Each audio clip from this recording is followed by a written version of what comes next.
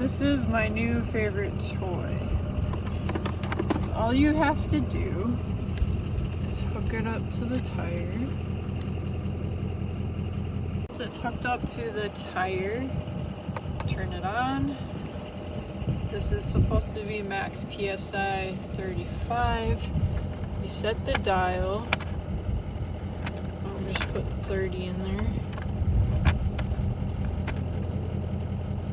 And then hit start.